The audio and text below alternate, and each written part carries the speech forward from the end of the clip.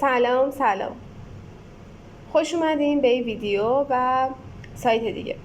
خب توی این سایت ما میخوایم معرفی کنیم و ببینیم دقیقا چه کاری برامون انجام میده. سایت کوپایلت احتمالاً اکثرتون بشناسین و بدونین چه سایتیه. سایتی مثل چت جی پی تیه که شما خیلی راحت میتونین باهاش چت کنین تو این قسمت و هر سوالی ازش دارین بپرسین.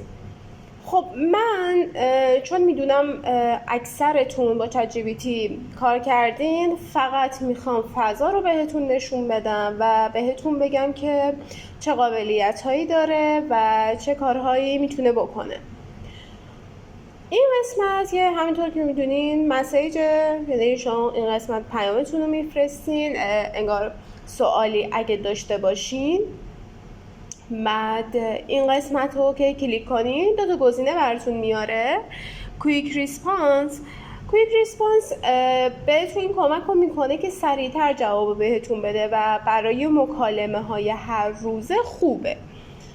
و دومی تینک دیپر، اینطوری باعث میشه اگه شما یک سوالی پرسیدین چت جی پی تی بیشتر فکر کنه در موردش، بیشتر سرچ کنه و جستجو کنه تا نتیجه بهتری به شما بده.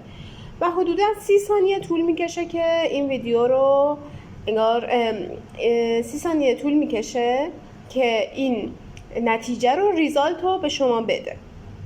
این گزینه رو که بزنید بهتون یک سری دیتاهای روزانه میده. مثلا آب و هوا رو بهتون میگه که البته اینجا برای مثلا بهش میتونیم بگین که ایران رو بگو. بعد اینجا یک حالت موزیکیه و هر کدوم اینم که پادکسته.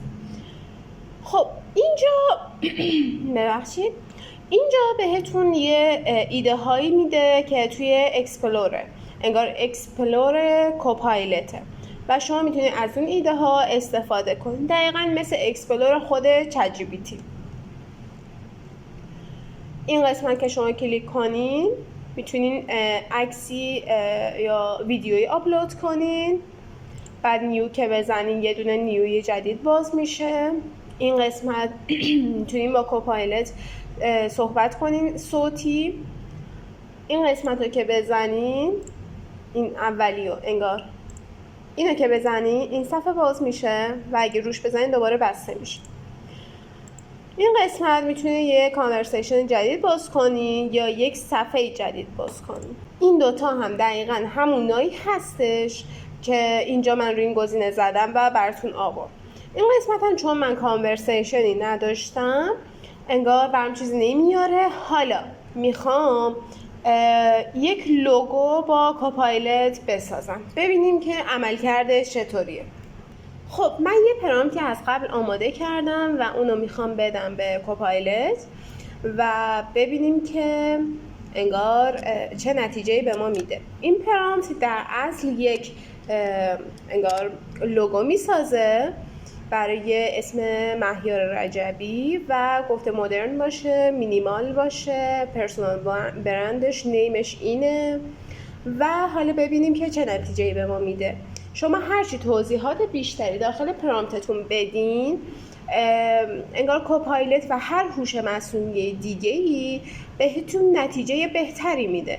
مثلا شما اگه لوگوتون بخواین لوگو تایپ باشه یا شکل باشه فقط، یا فقط یه حروف باشه، انگار میزنین اونو و اینجا میبینین همینطور که میبینین طبق چیزایی که من گفتم برام اونو درست کرد و نتیجهشو بهم تحویل داده. شما میتونید حتی رنگشو مشخص کنین، بگید مثلا رنگ قرمز باشه، رنگ زرد باشه و بهتون دقیقا همون نتیجه رو میده. از این گوشه هم شما میتونین دانلودش کنین. این قسمتش میتونین پرامپتش رو شیر کنین، میتونین لایک کنین اگه ریسپانسش خوب بوده و این باعث میشه نتیجه خیلی بهتری به شما بده با دیسلایک و لایک. و این قسمت هم میتونین سوالات رو جواب بدین که مثلا من برای سوشال مدیا میخوام استفاده کنم یا نه، مثلا میتونم استفادهش کنم یا نه. خب امیدوارم از این آموزش هم لذت برده باشین. تا آموزش بعدی، خداحافظ.